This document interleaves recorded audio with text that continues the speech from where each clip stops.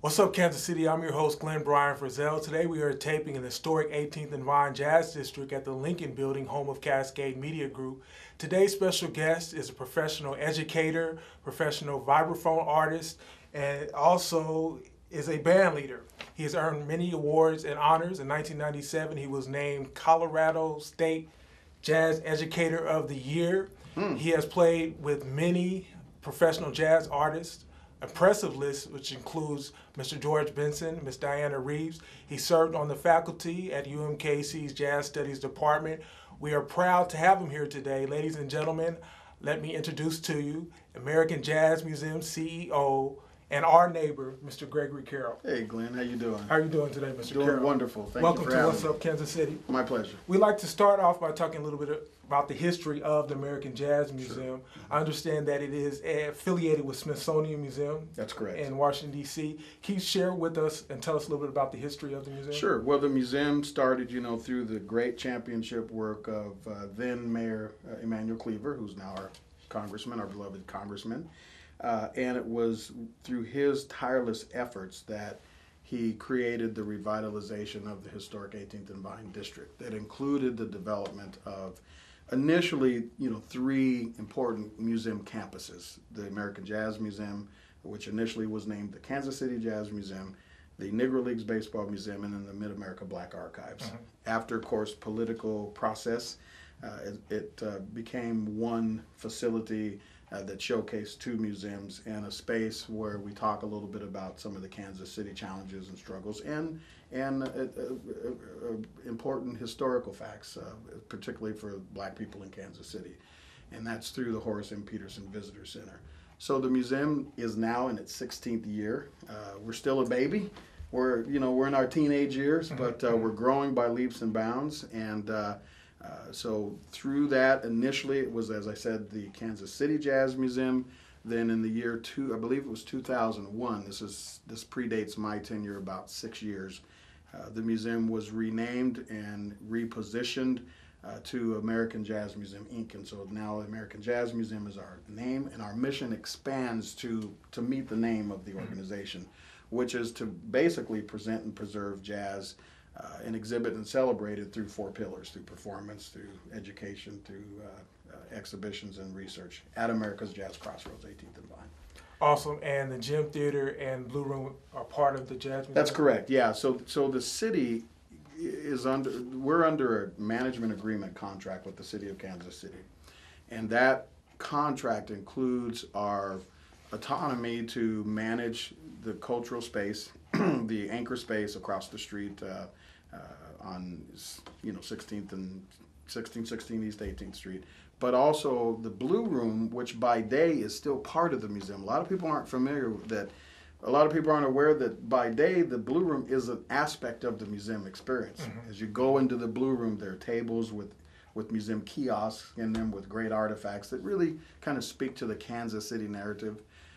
And then by night, the Blue Room is an award-winning jazz club. And the Gym Theater, which is across the street, is the sort of presenting arm of the museum, where we're able to present a subscription jazz series. We're able to present special concerts and plays and comedic acts, and organizations are able to rent the facilities as well. Yeah. Mr. Carroll, can you tell us a little bit about your childhood? Where did you grow up? Sure. I grew up in Denver, Colorado, and I had a very rich childhood when it came to music, even though most of my family wasn't very musically inclined. I had mostly athletes in my family. I had one brother that was a pro baseball player and another brother that was about to sign pro football, and he had a bad injury. So I had a lot of athletes in my family. My sister was an athlete. She was a jock. So I was the kind of that black sheep who liked music. And then mom and dad said, you know what, I think that boy's got a little talent. Let's get him a piano. Let's do something with that. And I'm glad that they did, because the rest is history, and it's really been my life. So I grew up in Denver. I'm an Angel Air. I'm an East High School graduate, and you probably know some famous names like Don Cheeto, who was a high school classmate of mine. He was just here a couple of weeks ago. Oh, he was? In the Call newspaper, he was over his aunt's house. Okay, yeah. So Don does come back quite a bit. He's usually pretty incognito. I've been trying to get him to the museum, but we're going to keep working on that. So he was one of our baby classmates at East High School, a very talented young man. But so I grew up in Denver. I went on to work on my undergraduate degree at the University of Northern Colorado, and all of my degrees are in music education. I did my graduate work at the University of Colorado, and subsequently I became the Director of Jazz Studies at the University of Colorado in Boulder. So go Buffaloes. And then I moved away from Colorado to join an organization. I was their first Director of Education, an international organization called the International Association for Jazz Education. And that organization was the commissioners of jazz. And so I was one of the commissioners that had some wonderful opportunities to travel the world and partner with major jazz festivals, have an impact on what artists are able to do, have an impact on jazz in schools, education programs have an impact on young artist development. So it was a really great position, and that led me to the American Jazz Museum. From a business standpoint, Mr. Carroll, let me say that sounds extraordinary. But does anyone ever come up to you and say, "Teach me how to play piano. Teach me how to incorporate jazz"? I still, in my side life, I run my own business called Midnight Blue Jazz, and I have my own quartet, the Midnight Blue Jazz Quartet. And I often will get calls to go out and be a clinician and work with high school bands, college bands, and be a guest artist. I used to run a studio, so I used to teach, I couldn't believe I did this because it shows you how much energy we have as young people. I used to teach junior high band, and then I had a studio of 30 students a week. So if you can imagine the kind of schedule. So not only did I teach during the day. Plus 30 students. I taught, 5 to 6 students a day, and then I did gigs at night. So I was a busy brother back then, but those are the days when you had a lot more energy, and I put some of that in the golf course right now. A golfer, huh? Yeah. So I've had several students come up to me, ask for lessons, and I periodically will give lessons. I think you mentioned in your intro on the adjunct faculty for UMKC, and I've had a couple of students that have even come out to my house to take lessons. Yeah. I was just listening to Mo Better Blues before you got here. I'm imagining that we need more good jazz movies. If you're listening out there. Well, Spike Lee did a great job with that movie. Yeah. Mr. Carroll, I've been on the American Jazz Museum's website at www.americanjazz.org and noticed the 4 components: performance, education, exhibits, and research. So much to talk about. Yes. So much to talk about. Last, we kind of want to focus on revitalization. Last fall, a columnist with the Kansas City Star talked about there being frustration with the slow progress in terms of building real estate, retail, tearing down some vacant housing properties. What are your thoughts regarding 18th and Vine and the revitalization? Sure. Well, clearly, there are definitely several schools of thought out on the pace of speed with respect to completing what I term is a redevelopment project. And it depends on who you ask. If you ask some folks who've been involved with it, they'll tell you that there has been progress. And when you look and see, if you look back in the historical photos, you will see that there has been progress. So I think camera tends to not lie in terms of showing you new buildings that are up and available. But I think the biggest frustration for many, and at times I share in this as well, and that is that the district has the potential to be even better than a Beale Street, even better than a French Quarters, even better than a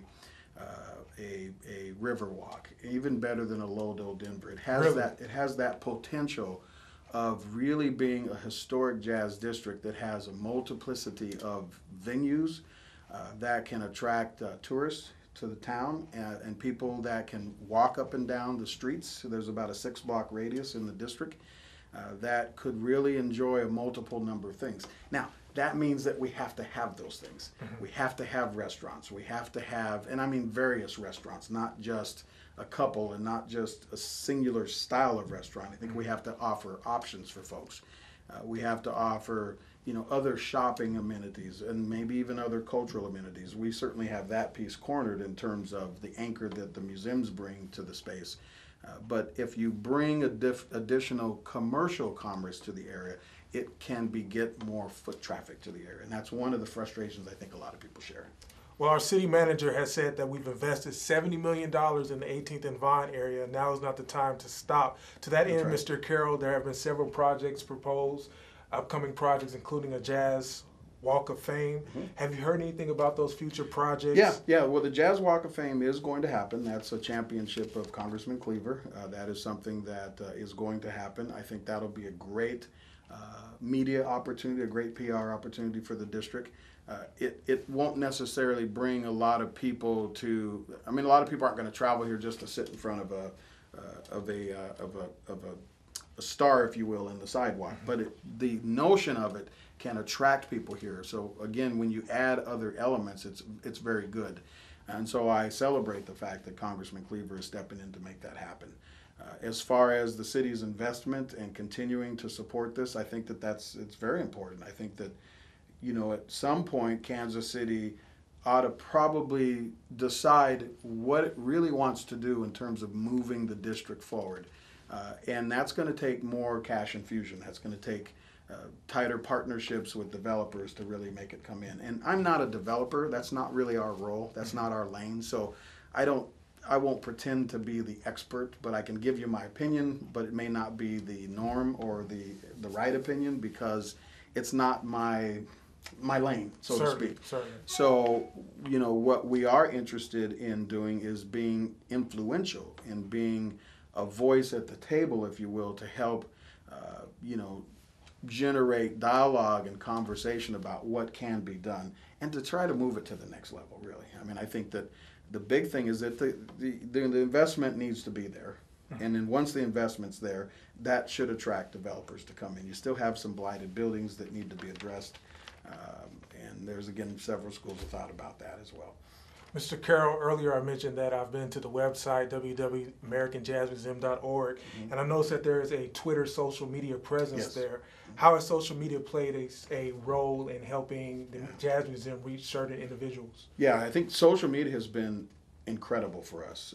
We have reached millions of people now through social media. We're finding every month as we continue to look at not only our Google Analytics, but we look at the likes and I forget what you call followers, Twitter followers, and the Facebook likes. I'm not a big social media person personally because of the time that it takes, but I can tell you that since we introduced the platform, we have seen a huge groundswell of support and interest in the museum. Now, how is that translated to what I call butts in seats or feet on the floor is still something we're evaluating. But it definitely was a good move for us to introduce the platform. And I mean, we're Pinterest, we're Twitter, we're Facebook, we're Tumblr. What else is out there? I mean, Chris is doing it all. Chris Burnett is our marketing manager, and I think he's doing a fabulous job of bringing that whole social media platform to the fray. Excellent.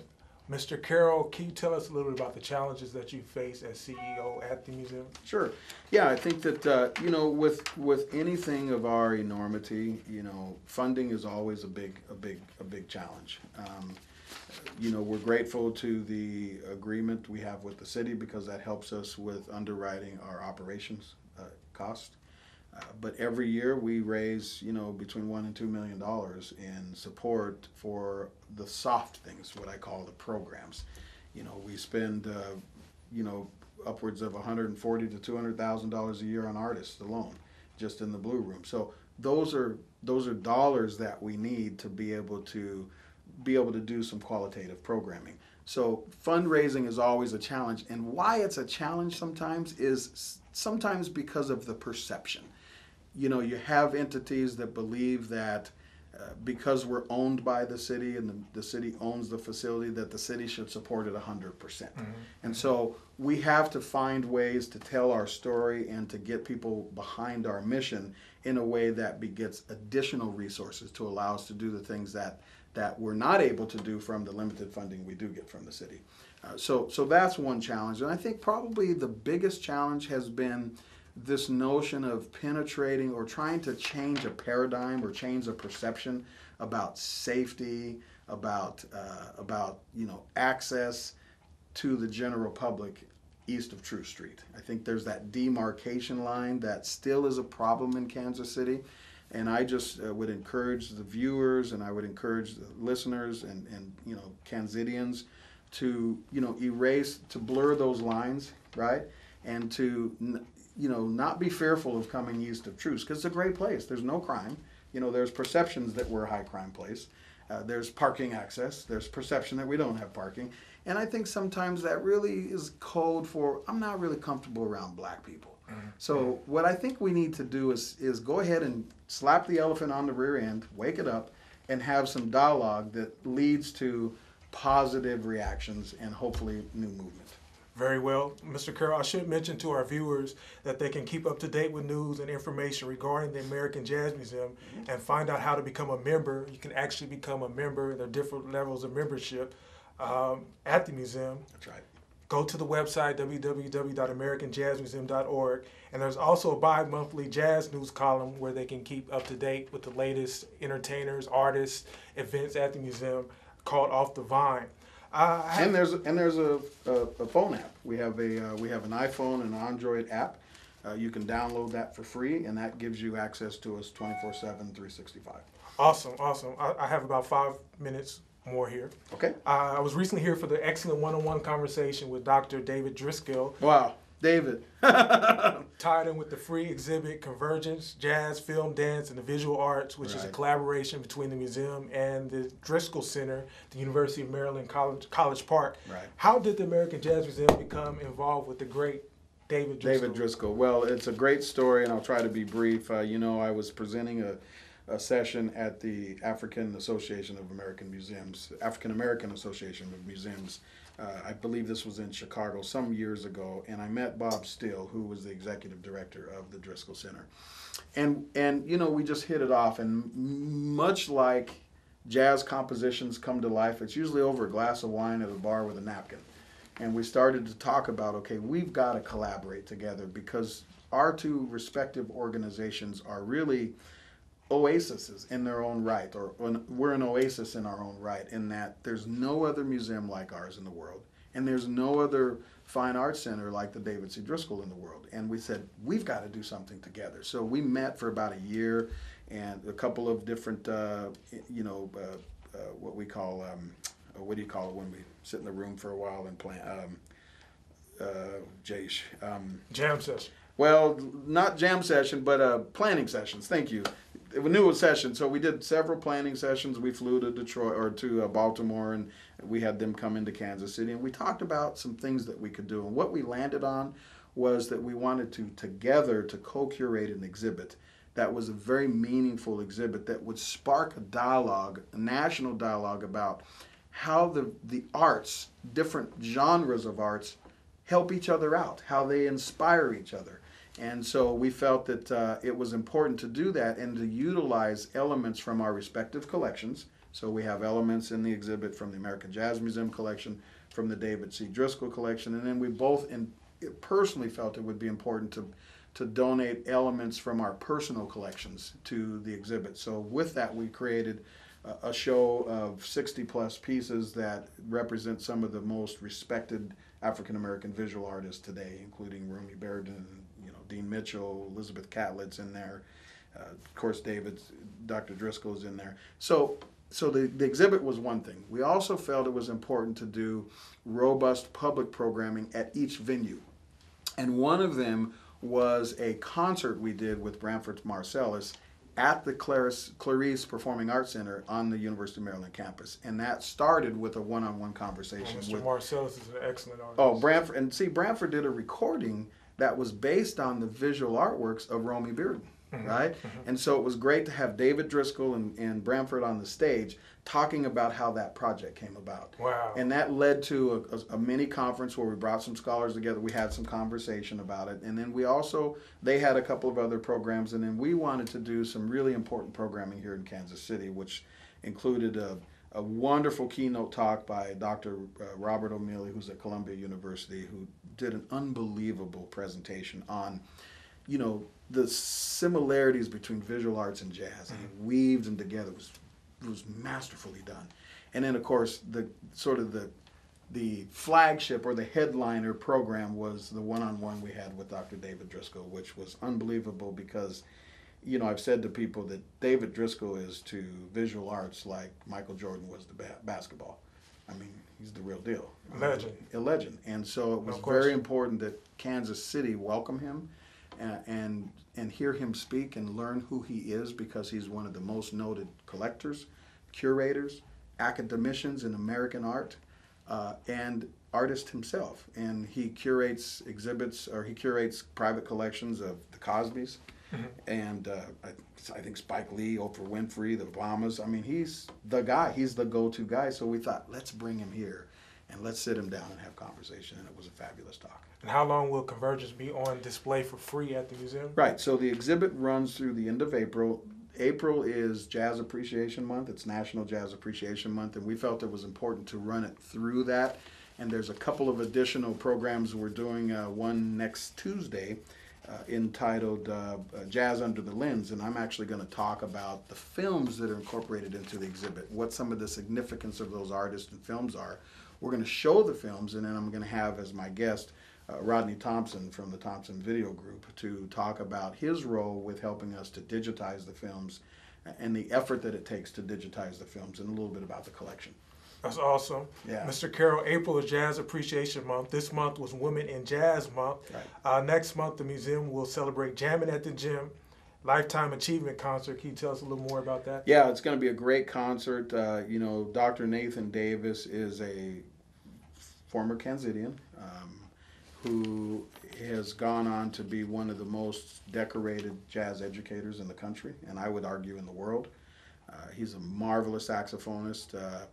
So we've invited him to come back to Kansas City and perform a concert. So we're gonna do that, and he's bringing an unbelievable group. He has Curtis Fuller, who's NEA Jazz Master trombonist in the group, and we presented Curtis my first year here when we did a tribute to Art Blakey. You know, Curtis was part of that early generation of jazz messengers with Art Blakey, and part of that early generation of the jazz tet folks with Art Farmer, and so he's phenomenal. So just the fact that the I'm stage. going through my parents' record collection. Oh yeah, yeah. You gotta pull it out, because Curtis Fuller's the real deal. So the stage is Curtis Fuller, Nathan Davis, but check this out: George Cables, who is one of the baddest piano players out there today, and a veteran as well, is a Grammy Award-winning artist just recently, and is unbelievable. So he's in the group. So Dr. Davis is stacking the decks with some incredible players. So at that concert, every year at the Lifetime Achievement Concert, we always celebrate one national jazz figure, and we give them a replica statue of the Charlie Parker Monument that's out back. It's a beautiful piece that's done by Robert Graham's studio, he's passed away, by the way, but it's done by the studio. So we're going to present him with that statue and the honor of being in the class of our Lifetime Achievement recipients, which includes, you know, Billy Taylor, Nancy Wilson, Wow. Abby Lincoln, Ellis Marsalis, Clark Terry. I mean, these are the real deal folks, and so we want the community to come out and really support the concert. The Blue Room also features concerts during the month of April. That's right. Yeah, the Blue Room. You know, the Blue Room. A lot of people aren't aware that the Blue Room does 208 shows a year. We're open every Monday, Thursday, Friday, Saturday, and then sometimes on special days, depending on partnerships or arrangements. And of those 208, half of those are free, no cover charge. And that's because our mission is to make sure that the music is accessible. So the Blue Room has some incredible talent lined up in the month of April. We're going to close out the month with Frank Potenza, who's a marvelous guitarist out of the Los Angeles area, teaches at USC, and has done a great project paying tribute to Joe Pass. So we're bringing that project in. We're going to start the month off with Ernie Krivida, who is a fabulous saxophonist from the Midwest, who's like our version of Ahmad Al-Adin, who was here in Kansas City. So we're bringing him in to kind of kick us off. And then there's a whole host of great programming. Again, you can get it on our website or on the Mr. Carroll, we'd like to thank you for keeping the jazz tradition alive. I have two more short questions. Absolutely, my pleasure. What are your goals for the American Jazz Museum this year? Well, so our goals, that's a good question. You know, our goals is to continue to fine-tune our mission. Our mission is to celebrate and exhibit this music through four pillars: through performance, through education, exhibition, and research. And so that means that we constantly have to be aware of making sure that we have a really strong offering of talent in our subscription series called Jammin' at the Gym, making sure that our role as the sort of proprietors of the Kansas City 18th and Vine Jazz and Blues Festival, has outstanding talent. There's a little bit of something for everyone there. So there's, you know, blues and R&B and neo-soul and jazz and Latin jazz, you know. And so that's important for us. That festival is very important because it's our way of connecting the community to its heritage. So our goal will be to continue that process. Our goal will be to continue to look at, and we're rolling out a new vision for the museum called Jazz 251. And the phrase 251 is a phrase we use in the jazz business. You have to make the changes. It's a 2-5-1 progression. 2-5-1. Chord progression. It's a chord progression, right? And that becomes the glue by which sticks together the tune. So in the context of our new vision, we're calling that the change agent, the turnaround. It's a jazz turnaround. We're calling it the turnaround for the museum that will allow us to really try to achieve 4 levels. And this is not just a one-year goal. This is a into the future goal.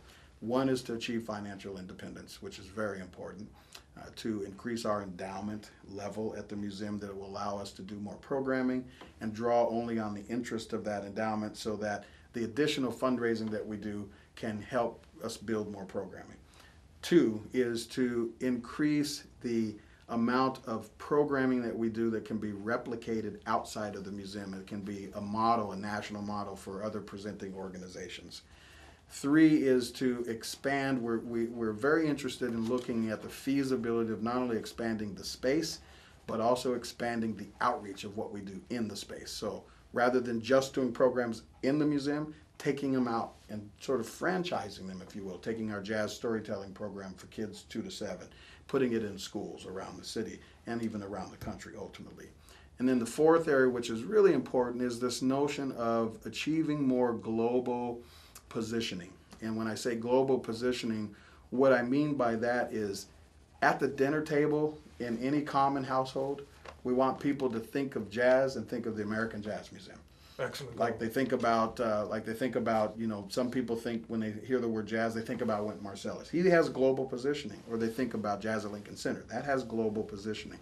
We want them to also think about the American Jazz Museum. So that means having in place a really solid PR firm that works with us to get the word out, not just in Kansas City. We're an American Jazz Museum. We have to be out there nationally and internationally. And so those are really some 4 very, very tall goals as we move forward. Last question, Mr. Carroll. Duke Ellington or Count Basie? Okay, so the way I'm going to answer that question is tell you a story. So Clark Terry was a very respected musician in both bands. And if you know the history of Clark Terry, he loved Duke and he loved Count. He loved Basie as much. He loved them both. So I asked him once at a dinner table, I said, CT, would you tell us, what was it like, how did you leave Count Basie to go play with Duke Ellington? He looked over at me and said, I lied. I said, what do you mean by that? He said, well, I had to tell Count that my grandma was sick and I had to get off the band so I could go and help her out. And so then at the next gig with Duke Ellington, he was back in the trumpet section and he looked out in the audience and he saw Count Basie sitting in the audience and he was like, oh, I'm nervous, oh my God. Oh no. Oh, Basie's here, he knows I've joined Duke's band, right? And I said, how'd you get out of that? He said, well, I went up to pay my respects to Basie and Basie looked at me and said, how's your grandma? So Clark Terry told me, he said, Greg, he said, playing with Count Basie was like going to college. He said, playing with Duke Ellington was like going to graduate school. Wow. So, and I absolutely agree with that. Count Basie was so important, but Duke Ellington took the music to a whole nother level. And so my heart is with Duke, my love is with Count, because they both were very, very important. So I guess you can surmise from that who's my favorite. Well, no more to be said. What's up, Kansas City? Go online, support the American Jazz Museum, americanjazzmuseum.org. Check out more video online at www.whatsupkansascity.net. And remember, the sky's the limit. Aim high, shoot for the moon. If you miss, at the very least, you would have landed among the stars. Take care. Until next time. Take care. Yeah, man. Thank you, Mr. Carroll. Yeah, Duke Ellington. He's the man. He's the man. Here, I'll give you guys some... CMG wants you to always remember, the victory we call success goes to the best prepared. When you invest in your community, you are really just investing in yourself. Thanks.